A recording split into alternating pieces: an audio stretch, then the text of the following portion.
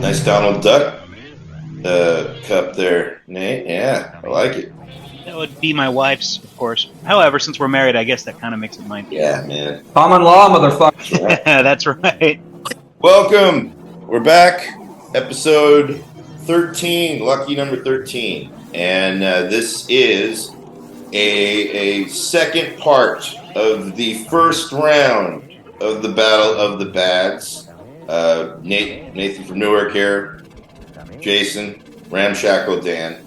We had a great time spending an hour of 2 hours breaking down only 4 brackets of the first round of our Battle of the Bads. And then we realized time-wise, if we kept doing that, we would not be done until the middle of 2025. And we don't work like Marvel Studios here.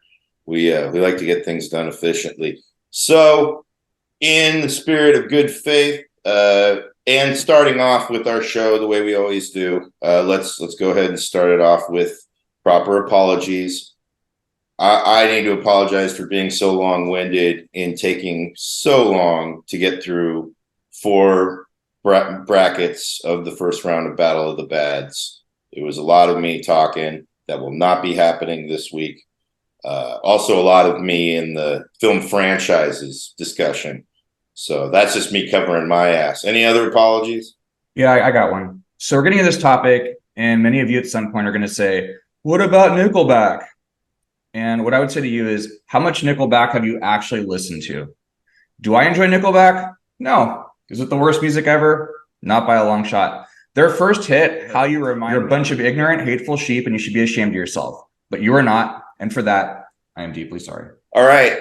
We are in the middle of round 1. We are going to finish round 1. We've all discussed, prepared, and are ready to go. This is our timetable. Full disclosure to our audience, because you respect us, so we respect you to the best of our ability, with the exception of Ramshackle Dan's apologies. We want to make sure that we get this first round done this episode, so that way then we can have an episode break, and then we'll get to the next round. And then after that, the following, and blah, blah, blah, you get the whole gist. So we have 12 matchups to go through. And our first matchup is, and if you haven't watched it, really you should go watch the other one first. But this is Battle of the Bads. Ramshackle? The concept is it's a tournament of champions of suck. The worst band moves on in the brackets. It's a typical sports tournament style, but it's the loser take all, and it contains cat semen. Okay, let's move it on. All right, first matchup. We have Dave Matthews Band versus Grateful Dead. I should have issued an apology up front because I feel like I've been bashing on Grateful Dead quite a bit in a few episodes. But yeah, not to yuck anybody's yum, as they say, but Grateful Dead is the clear winner of the suckiness in this matchup for sure. Dave Matthews Band, whack, but not as whack as Grateful Dead. And I'll leave it at that. Okay. Solid reasoning. I am tempted to vote for Dave Matthews Band because their music, it feels like the template for everything that's kind of gone wrong with that format of music since Dave Matthews Band, where it's just kind of boring. It's like Teflon. Like, I cannot pay attention to it for more than 30 seconds. But then Grateful Dead, by sheer volume, I think, the sheer amount of Grateful Dead that there is. I mean, so they released a double LP of one song. Grateful Dead moves on. It's like blues music, but like played in slow motion. I just don't understand why anyone would listen to it. And so many people listen to it. It's so god awful. It's like elevator music for stoners. Ugh. And then Dave Matthews, like, it was a phenomenon. Like, people had bumper stickers and t-shirts and like they loved it. And it was just like this weird Eddie Vedder with a vagina. I don't know. It was terrible. But I'm gonna have to agree. The Grateful Dead is just so iconically, unlistenably awful, and I don't know. It's a waste of drugs. That is true. And yeah, this could go either way with me. I when I hear these two, I always think it's like a battle of the county fair bands. You know, like these are bands that clearly should be just playing county fairs only, but somehow Grateful Dead became a phenomenon by just not knowing how to end a song. Dave Matthews, he literally is a busker that just got a backup band. And so I felt that Dave Matthews definitely encouraged more buskers to go do the same, whereas Grateful Dead just seems like a support group for homeless burnouts. And so I actually thought, well, the Grateful Dead was a little more nurturing in that regard. So I went with Dave Matthews being the worst of the two, but it doesn't matter because Grateful Dead, it's 3-1, so they're moving on anyway. So we got that done efficiently. Grateful Dead move on. Next matchup. And this one's oh god, terrible. Blind Melon. Sorry, Blind Lemon, melons, fruit, whatever. Versus Bone Thugs and Harmony. So, How the fuck did this matchup come about? Fucking hey. Ramshackle Dan, man, he's got his reasoning. For those who don't know Blind Melon, I wrote Blind Lemon. I can't believe that. Blind Melon is literally a band that was created around a homeless heroin addict who was just cute at the time. He hung around LA. That's the story behind Blind Melon. He was like hanging out with Axl Rose and shit. And then they were just like, hey, build a band around this fucking bum. And Bone Thugs and Harmony, they sing. They were the first group and last group that were thugged out that sang. They rap sang or whatever. So I don't know if they were like thugs who actually were like, hey, can you sing too, dog? Can you sing too? Or if they were like a gospel group that they kind of pulled the CB4 treatment on. They were like, hey, man, we need to do this gangsta, thugged out gospel singing. You guys want to give it a try? And they just fit the suit and they Johnny Bravo'd them into a thugged out Bone Thugs and Harmony group. Blind Melon, it's terrible. I know it's terrible. The girl in the bee suit's more known for than the music. But in defense of them, Shannon Moon died. He died just as they were taking off. Bone Thugs lived and didn't make it to the crossroads. They're still alive today. So Bone Thugs are worse for living. When I first started doing like radio stuff at Ohlone College, it was sort of an expansion of music time for me, because up until that point, everything for me had been like alternative music, like industrial music, punk rock, stuff like that. I had never really explored hip hop. And so the Ohlone College radio station wasn't some free form radio station where you could just play like your music taste for whatever your time slot was. It was formatted. And so there was a lot of hip hop. And so it was my introduction to sort of popular music per se, because I'd never really gotten into that stuff. And I liked a lot of it, like Dr. Dre, Snoop Dogg, Warren G, all that stuff I kind of dug. Tribe Called Quest, but Bone Thugs and Harmony always stuck with me from that era, because I couldn't figure out, like, if you guys did like any of your research for this, don't they like do this thing where like they skip like I don't know how to describe it. I came up with a description. It's gangster rap with singing and add pig Latin. Yeah, it's like they're adding syllables, and it just that little one-trick pony thing about them that they do in every fucking song just like really bothered me. Like so when girls, remember that trend with girls with like to the gee, to the god, to the gid, to the gad. My wife does that shit with her sister. Oh fucking hell! So yeah, Bone Thugs and Harmony are the clear suckier band out of this pairing. Blind Melon is like as if Edie Brickell was a drag king, and it's neo hippie bullshit, but. And Bone Thugs, like I just listened to one Bone Thugs song, and like Bone Thugs and Harmony, excuse me. I was surprised by how inoffensive I found it to be. In my imagination, like my memory, like I really, really hated them. But the one song that I listened to prepare for this, like it wasn't so bad. So I'm gonna go Blind Melon. Wow. Okay. Bone Thugs. That song Crossroads with all the dead people like the souls coming out of their body. It's like, it's boring, it's corny, it's sappy, like hip hop is supposed to be. Let's talk about Blind Melon. And when you talk about Blind Melon, you're really talking about No Rain, because that's all anyone really knows. And this dude looks like Ozzy got into like a never ending pile of Xanax, like, and then turned into a fucking hippie. And then like so stricken with like hippie love, man, that he decided to like a talentless fat child should be the main shitty character of the shitty song, shitty video. Like the people in the beginning of the movie, remember they're laughing at her in the beginning of the video, like they were fucking right. And then she kept going with her no talent, pudgy ass self until she found a fucking large group of pedophiles in a gated meadow. Like, what the fuck kind of like message does that send? Is like, be yourself and eventually you can get group molested. So, and he dances like he's like making fun of disabled people. Anyways, so it's fucking terrible, but it's one song. Like Bone Thugs, if you start going deep into their catalog, it gets much, much worse. So I gotta go Bone Thugs. My parents watch this, and I am going to sing that every time they do crosswords. See you at the crosswords. See you at the crosswords. They do crossword puzzles every day. Bone Thugs moved on? Yeah. Yep. All right, moving on. We have this is a heated matchup now. Goo Goo Dolls versus Gin Blossoms. Two classic, just trash one-hit wonders, really. It's just like schlock, right? Schlock. It's good pop music writing. Gin Blossoms is a little less schlocky and a little more indirect. It's the guy has shockingly little vocal range. So I don't know. I think the Goo Goo Dolls had the better voice and song construction. Gin Blossoms were less offensive. So I would say Goo Goo Dolls are worse. Yeah, I'm going with Goo Goo Dolls as well.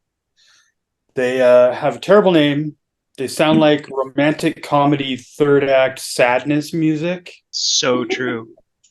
I just imagine an audience of women like staring, and Gin Blossoms are just kind of boring. So yeah, Goo Goo Dolls for sure. This is one of two matchups on this list that for me were a total wash. Like it didn't matter because these are such bland, generic 90s bands. So I flipped a coin for this one. I just couldn't. After listening to a couple songs of each, I was like, So the coin toss came up Gin Blossoms. There you go. That coin toss kept us from being unanimous because I actually did my cram work for these 12 with my stepsister home in her room. And these are the hits from all of our different eras, whatever. She had to put something on in her room because the songs were getting stuck in her head. Yeah, this is the picture of Siobhan while you're doing this. Yeah, exactly. When I went back to the Google, I haven't watched that video in ages. And I was like, what the dude is like up in a tower, like he's Galileo spying on jailbait that are like the target market for this fucking song. Have you ever tried watching the video and looked at the other two band members? Like you forget they're there. You're always looking at the Aaron Spelling, fucking lead, but I never looked at the other band members, and they just look like Hot Topic employees. Like the drummer looks like the manager, and the bass player looks like the employee of the month. They're chuds, so it's all intended to drive interest. Just keep looking at the main guy. It was funny, and the song is clearly just aimed at underage girls. Whereas Gin Blossoms, what's funny, Gin Blossoms actually I almost liked back in the day. It wasn't that I liked them, but if I were to not look at them, I would have thought that was a song that just as easily could have been made by Soul Asylum, which was a band I almost liked back in the day too. It is a boring song, but it was still like innocuous and had a riff enough to where I was like, oh, this isn't, I don't mind if this comes back on. And then I look at them, they look like they wanted a band to look like they were past their prime. To like sell this band. If you watch that video, the dude is just around. He's looking at fish tanks while he's singing. He's just looking at fish and fish tanks. At one point, he's literally looking at a blender that's not even on. Just like, and then he turns to the camera, hey, jealousy, And then at the end of the video, they're just they're toilet papering a house. So yeah, they really are boring. Anyways, so to boil it down, really, Goo Goo is for chicks, Gin is for dicks. Goo Goo is worse on principle. It really should just be called Goo Goo Doll because there's only one guy that people want to fuck in that band. So Nate voted Gin based on a coin flip. So that could just as easily go Goo Goo. So, all right, we got it. Goo Goo Dolls move on. Terrible. Moving on to the next one. And here's another fucking awful. Linkin Park versus Limp Bizkit. Okay. Linkin Park, what's funny is that they're one of those bands. It looks like they put out an ad for like frontmen, and two replied, and one rapped, one sang, and they were like, you know what? Let's just have you both try it out. And they both sound like they're battling for who is going to be the lead singer of the band. They like to make it seem like they seamlessly, intertwined. It's like, no, you guys look like you're just interrupting each other to try and one up each other the entire song, every fucking song, and they still haven't figured out who their singer is. And whereas Limp Bizkit is pretty much, I can only describe them, they're the epitome of like first week American Idol and America's Got Talent reject confidence. I really wish they changed their name to Dunning-Kruger effect. Yeah, Jason's laughing. See, the literary motherfucker knows what that is. It's the state of being so incompetent you can't even determine your level of incompetence. If you watch Break stuff, that's Dunning-Kruger effect through all of the motherfuckers, including Pauly Shore in that shit. Whereas Lincoln is pretty much just harmless. They whine and rap their feelings, and Durst give confidence to the real dipshits who don't deserve confidence. Limp Bizkit is worse. They are the original MAGA rappers, red hat and all. I was like watching Break stuff, and I'm like, if you ever like thought to yourself, what would Rage Against the Machine sound like if they were less self-serious? It would be that. It's just like, it basically sounded exactly like Rage Against the Machine, except it was, I don't know. I'm not that Rage Against the Machine isn't stupid. I don't want to offend anyone, but this is just like brainless. But I'll give it this. Like Nookie in a sea of like trashy people and trashy music, like Nookie really stands out as the trashiest like possible thing. It's revolting. Linkin Park, it's like emo rap rock. Like just like rap shouldn't be like corny and sappy, it shouldn't be brooding. Like these guys are just like just so sad and like, I don't know, intensely emotional about something. And then like, I don't know if you've ever seen that video where they have like this devil statue and the fake Eminem like singing dude, he's like perching and he keeps like trying to almost perch like a gargoyle. So it's basically, I would call this genre like sing rap scream or rap sing scream. But anyways, that's what it is.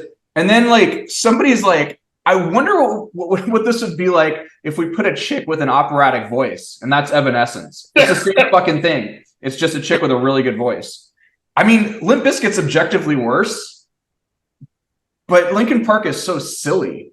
So what did you vote for? I'll vote for the other one. I'm going to vote for Linkin Park just because it makes me laugh. It's so bad it makes me laugh, whereas Limp Bizkit is just fucking terrible. Based on your logic, Limp should be moving on. What your breakdown was. All right, put a pin in that one. Let's move on. You know, I hate when people use the term guilty pleasure because I feel like oftentimes they misapply it to things. Like, if they're like, oh, I try to eat really healthy, but I love M&Ms. M&Ms are fucking good. So I don't know if that's necessary. I don't know. But like when I hear Linkin Park, like I genuinely, that In the End song, if I'm in my car and just driving out, kind of look around, and when the singing part comes on, I'll just fucking belt it out and I can fucking feel it. Like I just feel like something about that song, I genuinely am like, I should not fucking like this, but I kind of do. And I hate myself for it, but I don't care. I watched that. Netflix had a Woodstock 99 miniseries, and I think it sort of culminated with Limp Bizkit being sort of one of the worst causes of mass violence at that fucking music festival. And I never really had an opinion of Limp Bizkit, to be perfectly honest, up until that point. And I think that solidified them in my mind as some of the biggest fucking douchebags in fucking music history. So I got to give this one to Limp Bizkit. I feel like that's a slam dunk. After the episode where you sang the Ghostbusters song, now I'm gonna forever hear you in your, like, picture you in your car and you're like, I'm doing so hard. Yeah. He just belted. The guy's dead now too, but I mean, he just belts it out, man. And I just something about it, man. He's feeling it. I was astonished to find that the Linkin Park video I looked at had 2 billion views. I thought that was kind of amazing. 2 billion fucking views. But oddly enough, like if their music had, like if I was a witness to their music killing somebody, I would not be able to pick it out of a lineup. You know what I mean? So Limp Bizkit is like really terrible honky rap, and therefore it is the one that has to move on. So we got 3 Limp and 1 arbitrary. I didn't feel strongly about it, Dave. We can make it on this. Actually, for once, your argument actually convinced me. No, Limp Bizkit is objectively more terrible. Well, the next matchup ain't no fucking guilty pleasures in these two. Man. Pointed out. Your next matchup, this is DJ Jazzy Jeff and the Fresh Prince versus House of Pain. Fresh Prince, it's basically children's music, but it has the word rape in it. If you ever listen to something about girls, I don't know what it is, but the whole first verse is like talking about how it's like a nursery rhyme, but he takes this chick to something. She starts getting too physical with him, and then she accuses him of raping her, and he gives her his wallet. Like, I don't know. I can't square that circle. It's fucking terrible. And it's like The Girls Ain't Nothing But Trouble is one of the worst songs on every level, like lyrics, song construction, originality. The only thing I can say is that they didn't pretend that being an Irish American was a minority, which brings me to House of Pain. I don't give a fuck about their music. What they did was encourage Irish Americans to think they were some sort of different kind of white person. And Irish Americans, I don't mean Irish people. Like, Irish people are cool, like from Ireland. That's a whole different thing. I'm talking about people who were born here and identify as Irish and put that shit in their flag. You are the fucking definition of an American white person. Like, blue eyes, fair skin, light hair. That's whitey. You are the man. You don't get a special disposition just because some jackass threw a bunch of Irish flags just to distract you from the fact that he's another in a fucking long line of shitty white rappers. Fresh Prince is still worse. Fresh Prince is worse. Wow. Okay. Didn't see that coming. Yeah, fucking swerved off the road. Yeah, you had a lot more. I mean, again, you're making convincing arguments one way, and then you're like, but this one's worse. Yeah. The music is so much worse. Like, DJ Jazzy Jeff and the Fresh Prince do not have a fucking Jump Around. Like, Jump Around is a good party song. Some might argue Summertime. Summertime's terrible. I feel like Fresh Prince and Everlast were like two babies that had their voices switched at birth. You know, like if Will Smith had Everlast's voice, he would have gone on to be like a better rapper and not rap about like kid shit. And Everlast would sound like the white person he's supposed to sound like. Will Smith ended up making his bones rapping that sounded like a white guy rapping. And he was rapping about white shit most of the time. If you listen to Parents Just Don't Understand, his parents own a Porsche. He steals his parents' Porsche.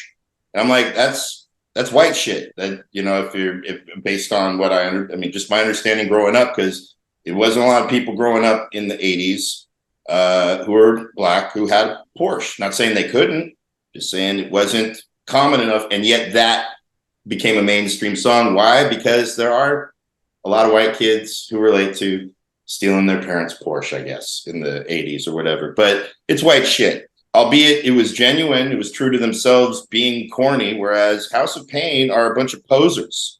They were outed as posers over time.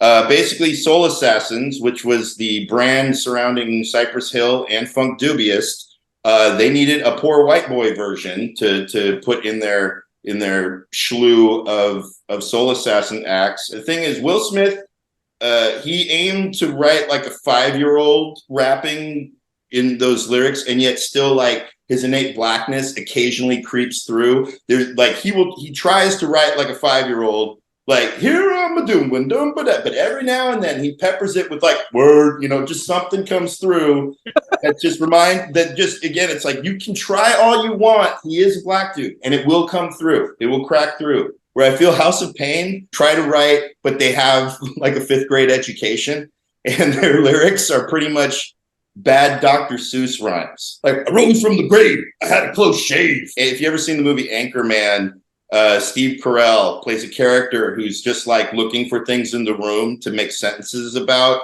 It's like, I love lamp, I love whatever. And I feel that's how Everlast would write his lyrics. It's just random rhymes that are very basic. And I still enjoy listening to House of Pain. Terrible as they are. I mainly love their second album. Because that was not nearly as popular as Jump Around. I like the beats. Their voices sound cool, but they are the worst lyricists. It is more important to be true to yourself and genuine. And Fresh Prince and Jazzy Jeff were genuine to their corny selves. House of Pain are flat out posers. And on that basis, they are worse. So DJ Jazzy Jeff and the Fresh Prince are pop trash, whatever. There's really, I don't know. I don't really care about either of these groups, but House of Pain, I was looking up information about them because I was trying to remember like why I had this feeling like they were basically Cypress Hill with white guys, because they had the same producer. So it was like, because it just sounds like Cypress Hill with different, rappers over it. But while I was looking this up, I discovered that the DJ from House of Pain joined Limp Bizkit. So therefore House of Pain is worse. Hey, lethal. That's right. Wow. That's Okay. good. Yeah, no, that's good info. I had kind of a traumatic incident at Jason's house years ago when House of Pain were at the height of their fame. I think it involved Jason's cousin Jonathan and a keg of Mickey's malt liquor. A keg. But I know that the House of Pain being played was the doing of Jason's cousin. And I drank myself ill that day, and that memory has always stuck with me. So for that reason alone, House of Pain takes this one. You have no thoughts on the Fresh Prince DJ Jazzy Jeff? I find it completely innocuous. It reminds me of being in junior high and kind of comedy hip hop, but nothing about it offends me. So House of Pain for sure. Falsely accusing someone of rape. You don't find that offensive? All right. I see you, Nathan. I see you. All right. House of Pain moves on. House of Pain moves on. All right. Next. This is Porno for Pyros versus Another Bad Creation. Yeah. You made this matchup. I know. I love it. You're cracking yourself up now. No. I've never delved into Porno for Pyros beyond Pets. They had that hit song that, and I don't really know how it was a hit, but it was just that song that was around in the background. It was, we make great pets. We make great pets. That is like 2 or 3 members of Jane's Addiction. It's incredible to see that guys that had a band that was pretty iconic and had like an interesting formula for success with Mystique, then start a band that sounds like the worst impression of their more successful band. It's weird. It's just, and it's so strange to see. It's like, guys, we just need to dial down everything that was good about this band and make it sound like shit. I forget what the song was. It's just repetitive and boring. It's like they made it uninteresting, which is pretty incredible. That takes skill to take like your talent and like make it sound like it's removed with the same members. And it's a terrible random name, Porno for Pyros. It feels like it was on a list. Porno for Pyros sounds like something that one of our friends would come up with for a terrible local band that won, like Bud Court.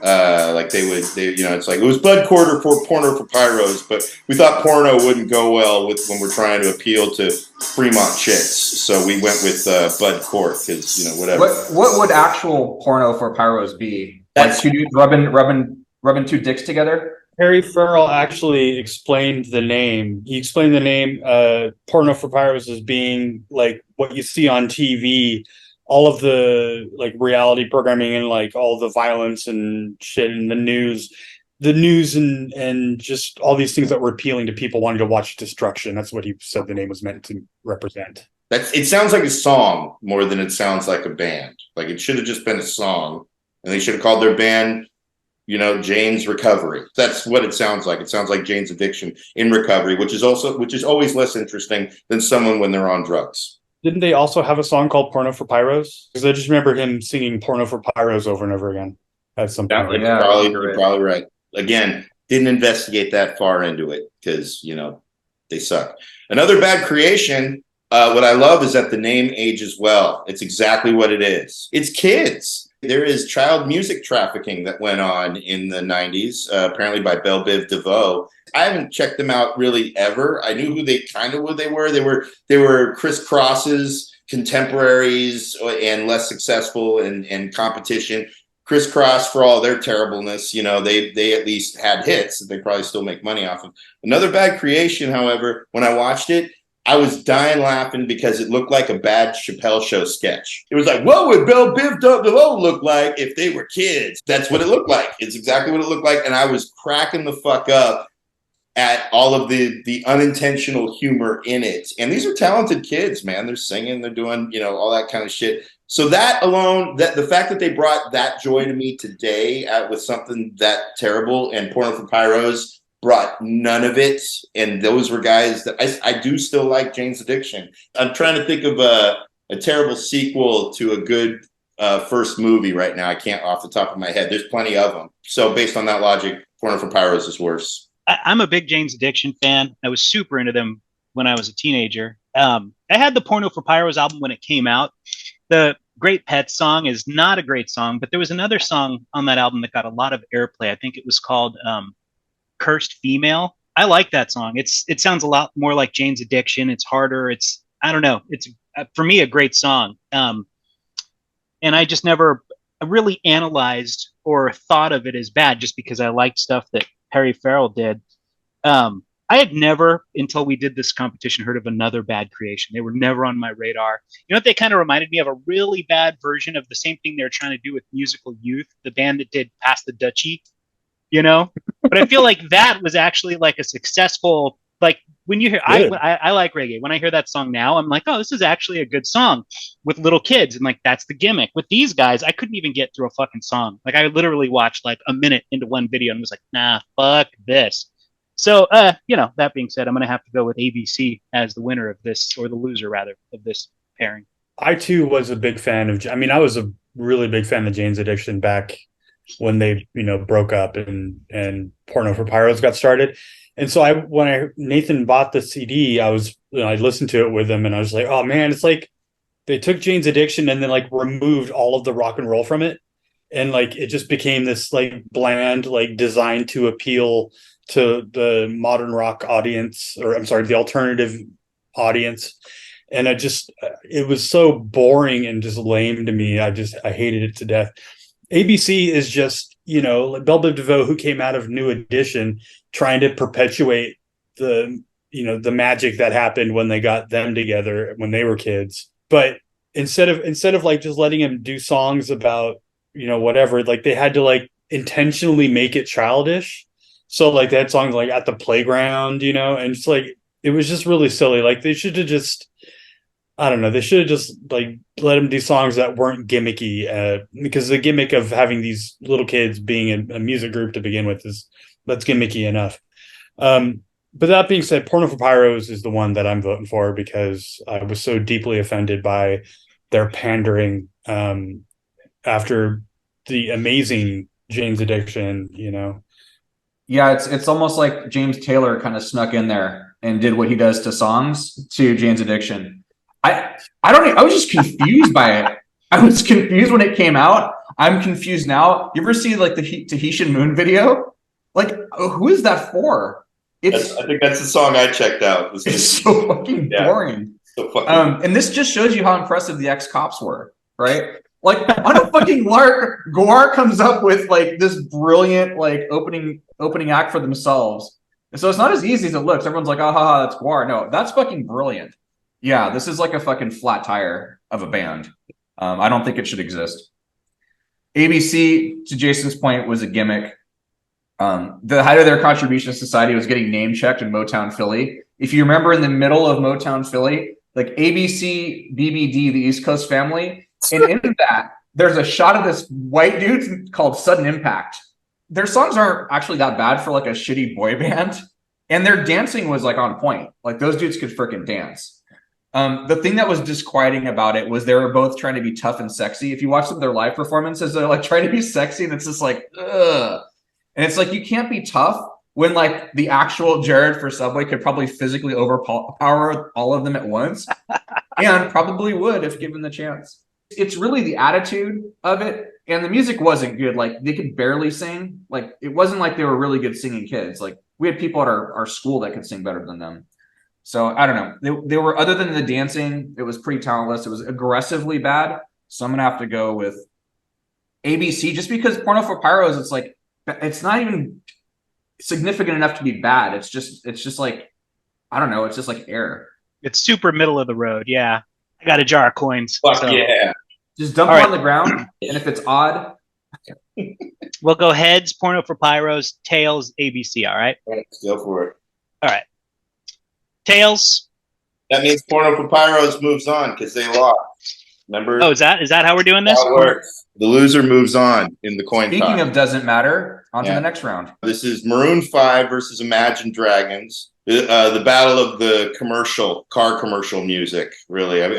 You hear a song and you're like, what are they selling me, a fucking Ford F-150, or what is it that they're trying to make me buy? Yeah, it's like halftime show fucking shit. I never consciously knew what Imagine Dragons was until I heard a song. I'm like, oh, this is those songs where it's just there's a beat and a guy singing, and then some other people are like, yeah, maybe we should play our other instruments every now and then during it. I'm like, I know this music because it's in every fucking commercial a promo for a streaming series, whatever the fuck it is. The cool thing about them, though, is they use dated actors in their videos for some reason. Lou Diamond Phillips is in one video randomly playing like an antagonist, and Dolph Lundgren is in another video. I'm like, well, they're giving work to like fucking 80s actors who aren't finding it that as often. Maroon 5 is pretty much clearly romantic music for the domestically violent. It makes douche bros think that they're sensitive. It's music I easily could murder somebody to.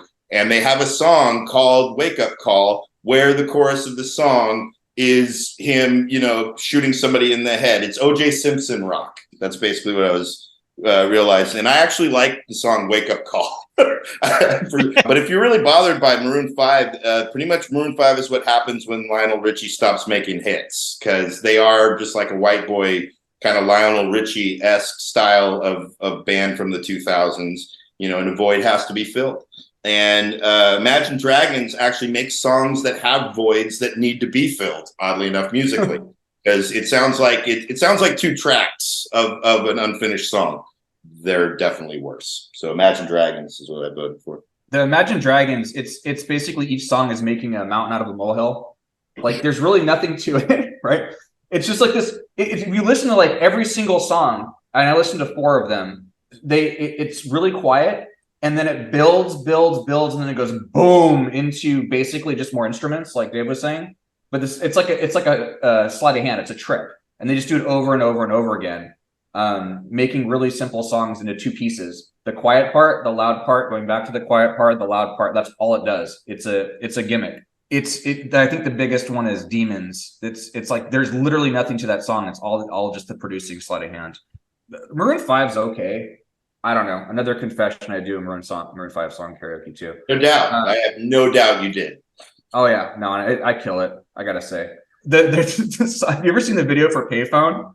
It literally starts out with the dude in a payphone going, "I'm on a payphone," like literally on a payphone, and then it turns into gunplay at a bank. It is the strangest thing.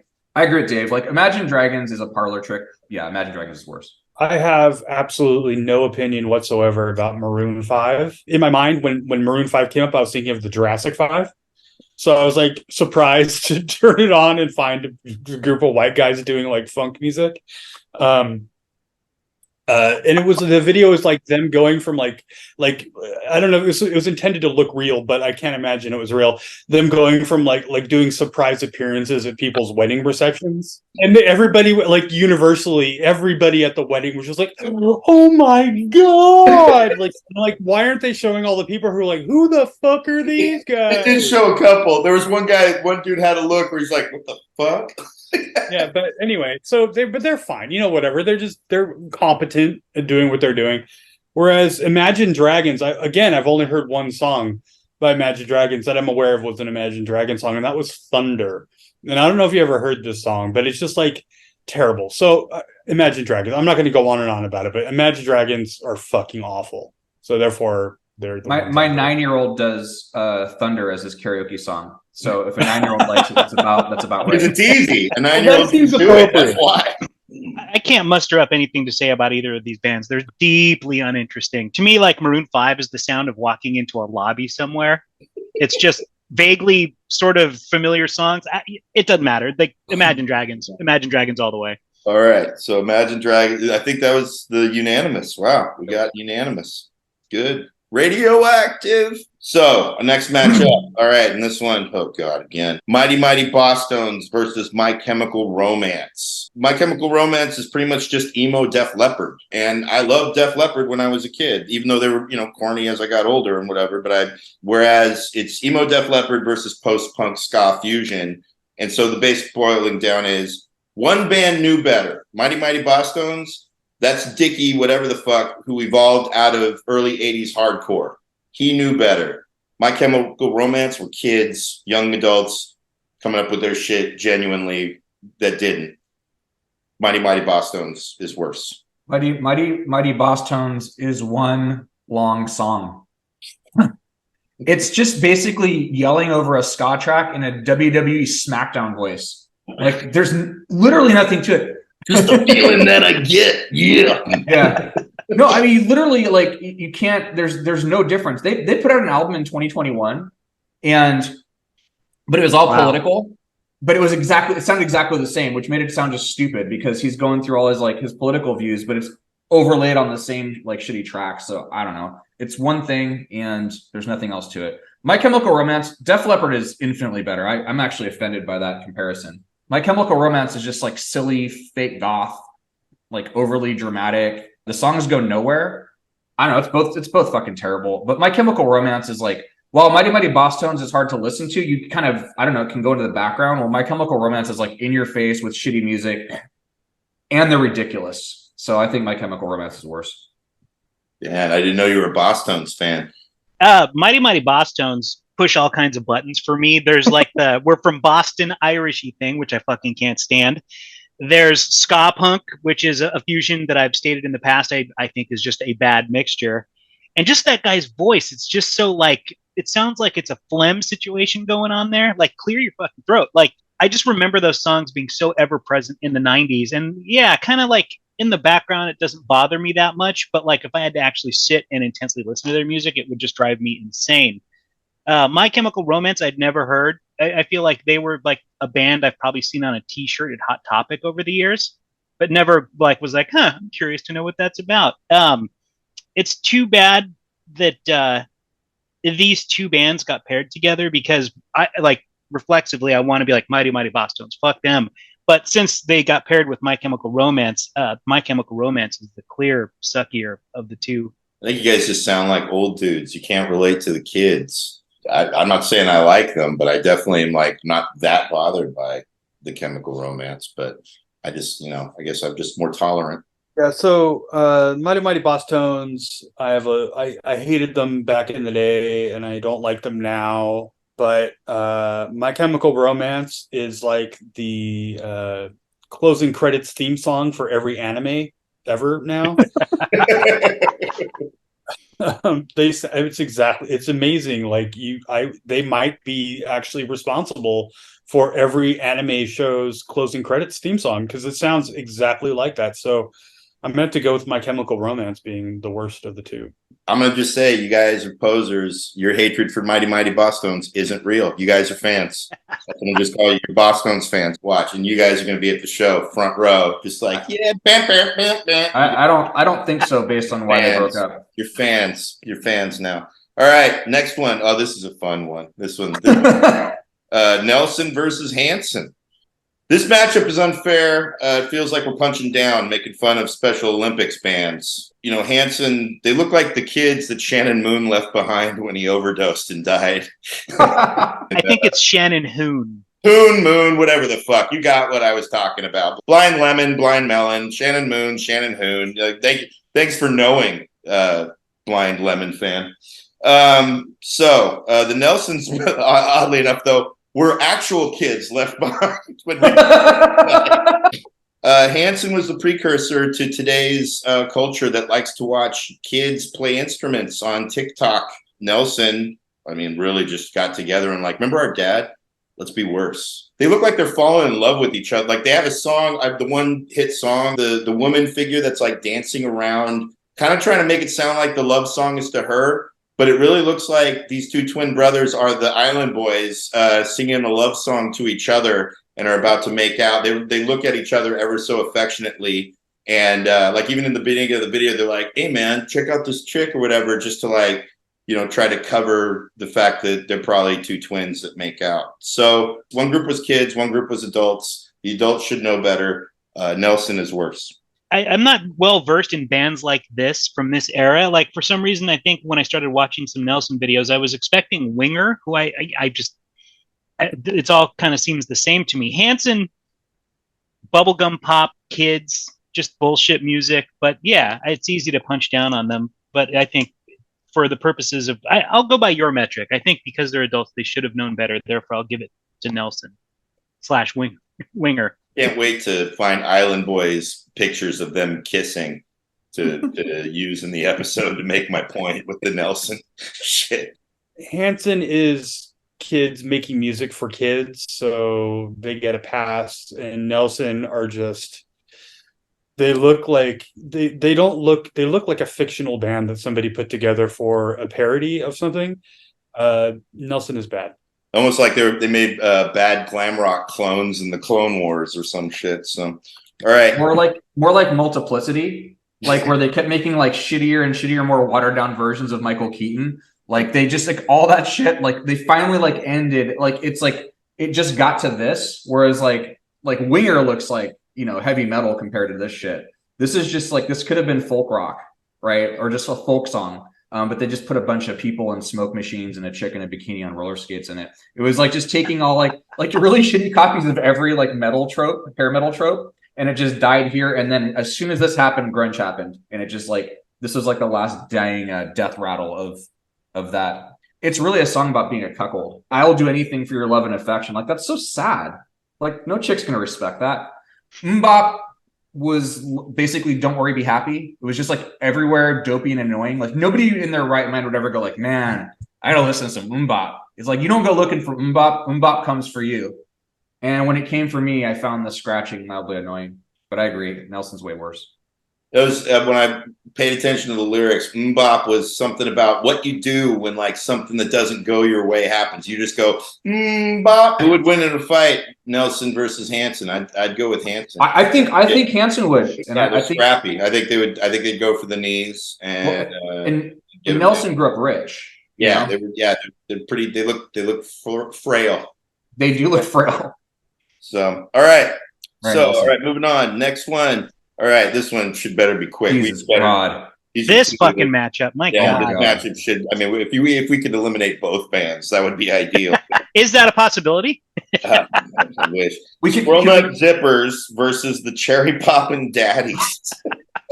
It's hard to get through those names without even just sort of like, Jesus Christ, this was a point in time. This was the swingers era of the 90s, so it was quick. Both are bad. One has a name of pederast fathers covering a song that harkens back to the good racist days, and the other had a hit describing what it feels like to listen to their music. Based on that summary, Cherry Poppin' Daddies is worse, or as I like to call it, hymen busting fathers. That's what. Yeah. That's delicious. Yeah. We could just combine them and call them the Cherry Poppin' Nut Zippers. It's so like I'll start with the Squirrel Nut Zippers. Like this is a pet peeve of mine, like an actual pet peeve that started with Harry Connick Jr. Like stealing the sound and look of something from 40 years ago. Like that's just stealing. That's not anything. It's what Weird Al used to call a style parody, except he was doing parodies. Like this is like there's a massive catalog of this shit that already exists. It's not cool. It's not really your sound. It's a fraud. Cherry Popping Daddies. This is a pet peeve, and it started with Stray Cats. Stealing the sound and look something from 40 years ago isn't anything but stealing. There's a massive catalog of this shit. It's not cool. It's not really your sound. It's fraud. Squirrel Nut Zippers is worse because they're more annoying to look at, but the music is equally fucking terrible and theft. It's awful. This is actually the only thing I find mildly like actually offensive out of this whole tournament. So I'll go with Squirrel Nut Zippers. All right. So I remember Cherry Poppin' Daddies when they first were around as a ska band. And then when the swing revival happened, they changed gears and tried to jump on that fucking train. So fuck them. The Cherry Poppin' Daddies are worse than Squirrel Nut Zippers.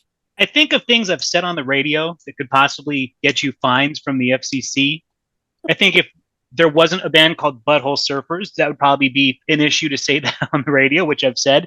And saying Cherry Poppin' Daddies, which I've also said on the radio, just seems like it would be out of context and not a bad name. People, what the fuck is this guy talking about? It's fascinating to me that in the 90s, bands like that somehow found mainstream success. To me, it's a wash musically. Both of these bands that fucked that whole swing revival that happened at that time. I'm glad it was brief. Squirrel Nut Zippers, Cherry Poppin' Daddies, I was lame as fuck, so I got to go with them. All right, Cherry Poppin' Daddies moves on. Yeah, so you don't have to deal with any squirrel nuts either. They make me sick to look at. Like I'm actually glad. I don't want to look at their fucking stupid faces and their like a little ironic sneers. Are they in the afterlife? That's too good. Oh, I did too good an impression, huh? Next one, again, oh God. I mean, if you've been in a bar, you'll always hear this song. If you hear a song on the jukebox by either of these bands, you know you're in a dive bar. Sugar Ray versus Sublime. Battle of the bands that drunk guys at dive bars play. What do you want to hear the least in this setting? Usually it's Sugar Ray. You know, they're the boy band version of Sublime. Really, Sublime had the decency to die. I always kept thinking every time I saw Sugar Ray, I'd be like, Ethan Hawke got a band, and then it's like, oh, that's not Ethan Hawke. That's some other dude that's just appropriating Ethan Hawke's look with a backup band. So Sublime, oddly enough, I'm not that annoyed by Sublime. And I think they had the courtesy, too, to make a song literally called Date Rape to try and give people a chance when they play that song in the bar of what might be happening. Because anybody that plays Sublime is, you know, probably 85% capable of date rape. Spoken like a man who's roofied himself. Sugar Ray is my vote. So Sugar Ray is just schlock, right? It's This is all schlock. God damn. So Sugar Ray is just schlock, right? I don't know. They had their first hit song is super catchy, the Fly, and then they followed it up with Every Morning or something like that. And then Sublime is like G Love and Special Sauce, where the special sauce is heroin. I don't know. It's supposed to be like this upbeat Caribbean type music, and it's like brooding and dark for some reason. And then for someone like on heroin, he sure mentions gunplay a lot. Like it's in Santeria and it's in that other What I've Got. He mentions guns a lot, which is weird because people on heroin aren't typically violent. They're like, you die of a heroin overdose by basically forgetting to breathe. So I don't know. I don't know why he was trying to be all hard. It's kind of annoying. And I'll say this about Sugar Ray: they were self-conscious of being a one-hit wonder. Like there was this MTV short where this kid goes up to him. He's like, "Mr. Ray, can you sign my baseball?" And he writes Mark McGrath on it. He's like, "Who's that?" And then they named their follow-up album 14 minutes and 59 seconds to basically acknowledge that this was their 15 minutes of fame. I still say Sugar Ray is worse, although I do respect that title of their album. Cool. All right. So Sugar Ray. I think sometimes, at least for me, when I dislike something, a lot of it has to do with the fan base, maybe more so than the actual product they put out. When I think Sublime, I think like cargo shorts, tie-dye fucking t-shirts, but like a chain wallet and maybe like a punk adjacent haircut, or like a pot leaf t-shirt, some kind of reggae shit thrown in there. Like there's all kinds of weird stuff going on with Sublime that I just kind of find like, Sugar Ray, it's just pop music garbage. That song Fly or I Want to Fly or whatever, I feel like you could not escape that in the 90s. This was a hard one for me because there are elements of both that I just can't stand, but I think I'm going to go Sugar Ray on this one. Okay. How do you feel about Juggalos, Nathan? You know, it's funny. I am aware of Juggalos and their love of Faygo and their look, but I don't think I've ever heard the music they're associated with. What's Insane Clown Posse? Insane Clown Posse. I don't think I've ever heard them once. I've heard them. They're not bad. They're basically hip hop guar in a matter of speaking. All right, so wrap it up. Even though I know we got three, but Jason, who would you vote? Between Sublime and Sugar Ray, Sublime had the lyric, "Oh, love's what I got. Don't start a riot," and just. By virtue of him saying that, like it always really bothered me. And then of course the date rape song with date rape Stylee. I'm just like, is that what he was saying? Stylee? Poor choices. Yeah, he says date rape when he's talking about the guy getting arrested and going to prison and having to take a shower, and then he yells date rape Stylee. Because it's funny that when you go to prison you might get fucked in the ass by a guy. It's a great punchline to everything. So Sublime over Sugar Ray. Sugar Ray is, like I didn't like them. I don't like them now. That's how I feel about Sugar Ray. Like I just kind of I'm immediately on something else. So Sublime is the one that I'm voting for here. Sticks in your head a little more. Sticks in your crawl. Yeah, I listened to Jason's argument and I'm changing my vote to Sublime. The Jason, that was brilliantly eloquent, and we now have a tie. So when you get it back to the coin, being a jackass, we almost wrapped up. We have one more to go, and you're just being riot. Come on, dude. That's riot. You know what? Jason has made a persuasive argument, and I'm going to change my vote too. Moving on. You guys want to listen to more Sublime? Listen to more Sublime. Vampire Weekend versus Mumford and Sons. Like Vampire Weekend, I really put this in there just to make Jason listen to it. It's just too much. So credit for inventing your own style. but major points deducted for inventing the most aggressively annoying style imaginable. It's like this sounds like being poked in the temple over and over and over again. It's more like an infestation than a musical sound. The real magic is seeing them make that sound while looking at them, and it makes it like 10 times more annoying. So it's like irredeemably garbage.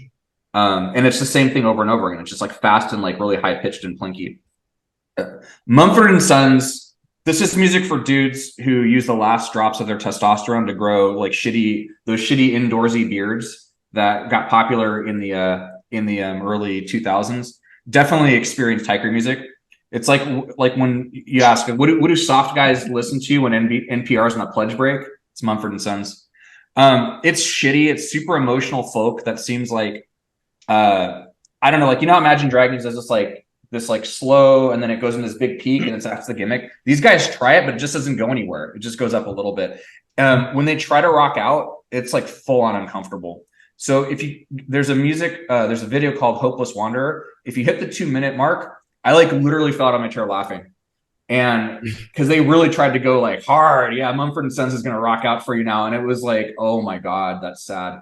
But I think Vampire Weekend is just irredeemably terrible. Although I secretly wanted to vote for Mumford and Sons just so I could like look more deeply into the catalog because I was laughing. I'd heard of Mumford and Sons, and I knew that. I think I saw like a Hard Times like joke like article about them, like about some guy dressing in flannel shirts and growing a beard or something. And so that was like my only awareness of who they were. But then I watched a couple of videos, and I wrote the words bespoke artisanal earth tone burlap bullshit. It's like they saw the movie Oh Brother Where Art Thou and said, let's be that. And then Vampire Weekend, it's like 4 Chris's got together and like decided to play like prog kind of pop punk kind of something or other. Like it's really funny. Mumford and Sons, like I felt like, you know, I had a more visceral reaction to them, so I'm voting Mumford and Sons. Sweet. What's the name of the filmmaker that made like the Steve Zissou or the Royal Tenenbaums? That's Wes Anderson. Okay, Wes Anderson. Like Vampire Weekend to me seems like music that should be in quirky movies like that. Like it just had that mid to late aughts sort of sound that would be in weird movies, but it didn't bother me. Mumford and Sons like bothers me like on a gut level. Like it's someone I used to work with in particular that just was millennial man bun guy that just had particularly bad taste in music and talked too much that annoyed me, like in a way that I'm still recovering from. And I will forever associate Mumford and Sons with this particular individual. So similar to the way I feel about Sublime fans, sometimes it's just about the experience you have with people rather than the music. I've always had that annoyance, but I listened to several Mumford and Sons tracks yesterday, and it made sense, like my gut feeling about what Mumford and Sons must be about. So I'm definitely going to have to go with them. It's just terrible. I've heard songs by Mumford and Sons and didn't know it was them. Kind of similar to Imagine Dragons, and these are bands that like their names would get mixed up. I've never heard of nor heard a song by Vampire Weekend. It's funny to me that Ramshackle Dan was the one who brought this group in there, because then I'm like, and I listened to it and I'm like, oh, this sounds like Violent Femmes and Jack Whiteface. This is a band that suffers from bad timing, because this is clearly a band that if they were around in the 80s with this sound, the three of you would be fucking fans of. That's exactly what I thought when I'm listening to this. I'm like, it's not that I think this is terrible or bad or whatever. I'm like, this sounds like shit that's like derivative of shit that I know these three dudes would like back in the 80s into the 90s. And that includes you too, Jason. You the Dead Milkmen fan. These are like the children of the Milkmen, the Dead Milkmen, the Dead Milk Children. So I really wasn't that bothered by them. I know that Dan is just he's being deliberate. This is one of these bands he has a grudge with that somehow he crossed paths with. I don't know. Mumford and Sons, though, dear God, it's a pretentious deliverance banjo boy band. You know, it's basically like some dudes from the Ozarks inbred their music skills. And the fact is, what bothers me the most is that they have a drum set that no one plays in the fucking band for 90% of their music that I've seen when I watched what little that I did. I boiled it down, looking at their fans and everything. I'm like, this is libtard, cuck, rich men north of Richmond shit. So get some drums, Brandon. Mumford and Sons sucks. And it also points off, too, for making me think of Sanford and Son, a beloved sitcom with your shitty name. All right? So Mumford and Sons. You have no business having Ferd and Sons in a name with nothing but all white dudes. All right, so Mumford and Sons moves on. And we're done. First round is done. Oh, thank God. We get a break next episode, everybody. So let's give your ears a rest. Give your eyes a rest. That felt like some real bad diarrhea of the mind. That was rough. The prep Really for rough. this was pretty taxing. Yeah. It's just, bad music after bad music after bad music, and I'm glad it's over with. It's hard to do. Well, it's not over with. We got the first round done. I think that was the big lion's share. And I think we're all going to have second thoughts about doing this again. We're doing the Lord's work here. We're doing it so other people don't have. Even if you did like any of these songs at one point, when you hear it in this context of all of these bands all at once, you're just sort of like, oh my God, all this stuff is terrible. Even if you like something, you're like, no, I can see why it's terrible. It's basically like eating a lot of junk food. It's eating a lot of bad junk food. The stuff, but like Boston baked beans junk food, like not even good junk food. Stuff you don't like, along with stuff you might like. But yeah, it's all like we just ate a bunch of McDonald's hamburgers, like 50 of them. All right, guys, thank you for your service, for sacrificing your eyes, ears, and minds to this project that was definitely not my idea. It was Ramshackle Dan's, and clearly indicative of his fuckery. So, but we did it, and we'll be back next week. Same meaningful time, same meaningful channel. With that being said, adieu from Nathan from Newark, Jason, Ramshackle Dan, and myself, Mean Dave. You guys have been awesome, and we'll see you next time. Peace.